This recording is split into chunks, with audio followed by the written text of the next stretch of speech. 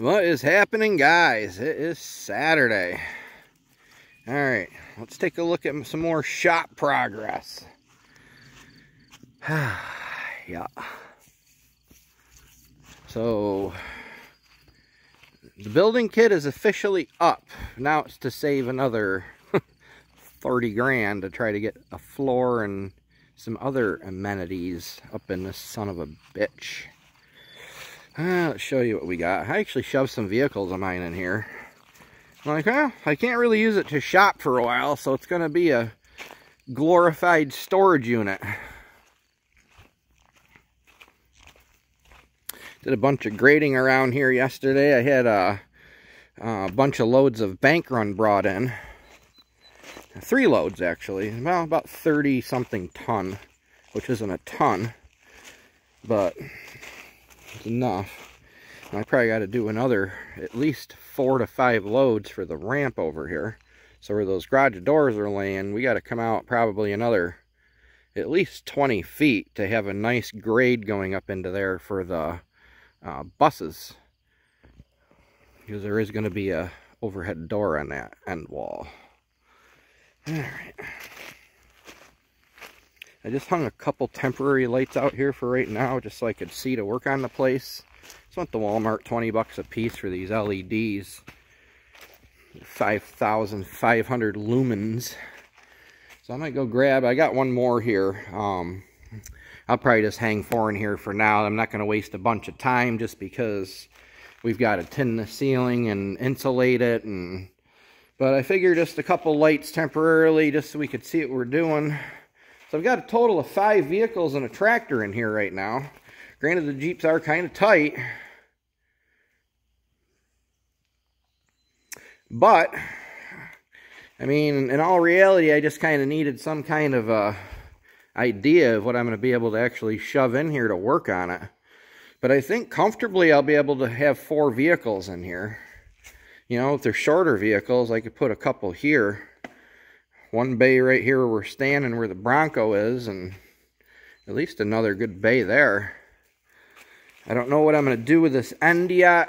I really need storage bad, at least for the tractor, the side-by-side, and the mowers.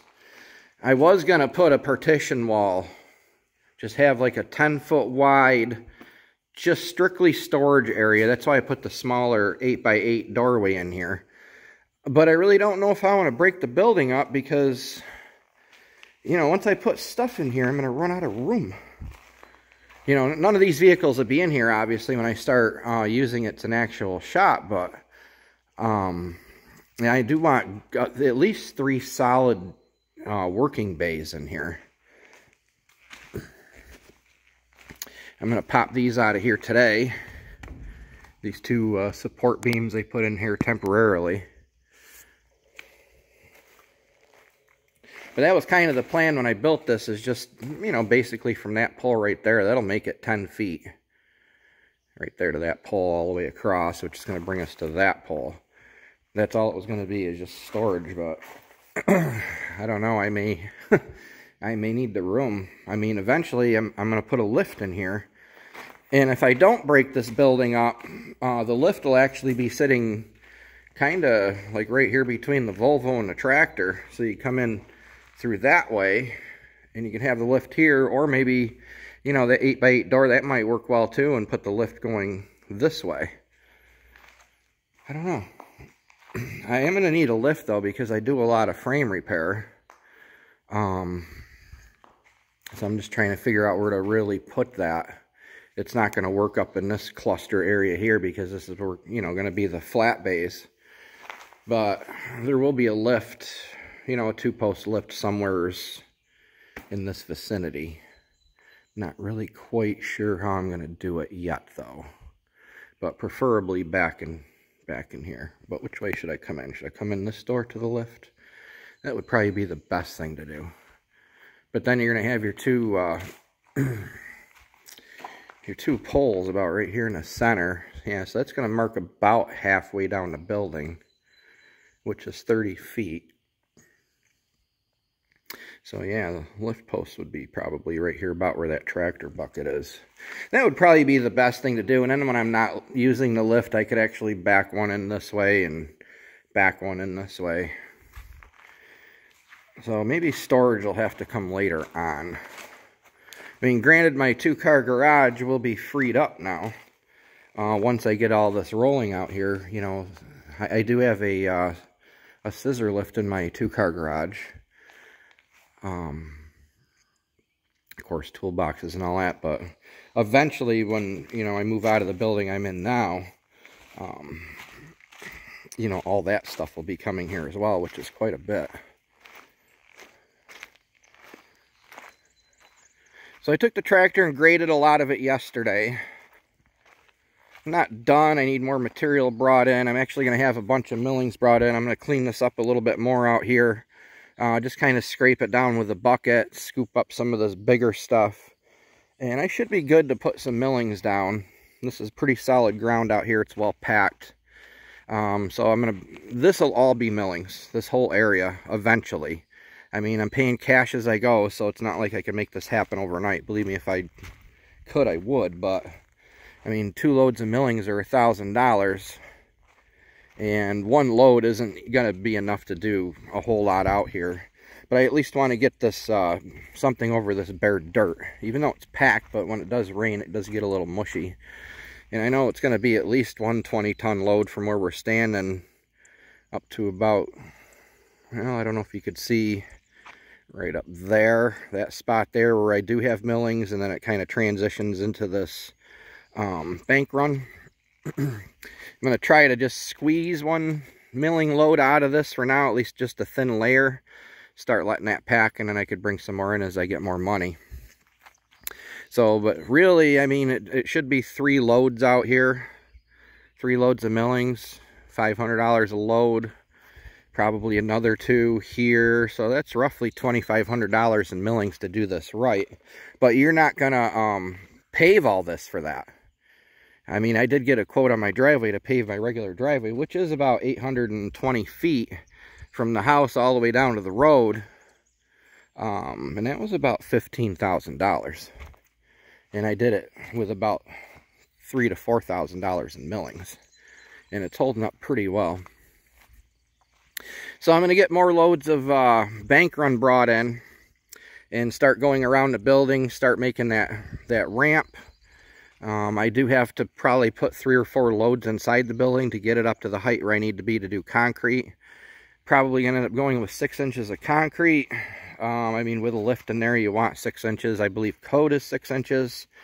So that's 1,800 square feet of concrete by 6 inches. I don't know, but it's a lot of money. And that's if, you know, me and somebody spreads all this out ourselves. So I'm going to run around the side of the building here. I'm just going to start filling in the outside. That's where I'm starting, basically, with the outside for now. And then I'm going to start working my way inside with getting it level in there. And there's a little debris and stuff to pick up out here. I told the guys, I said, don't even worry about cleaning up your mess. I got it. So they did me a huge favor. I started grading back here some more.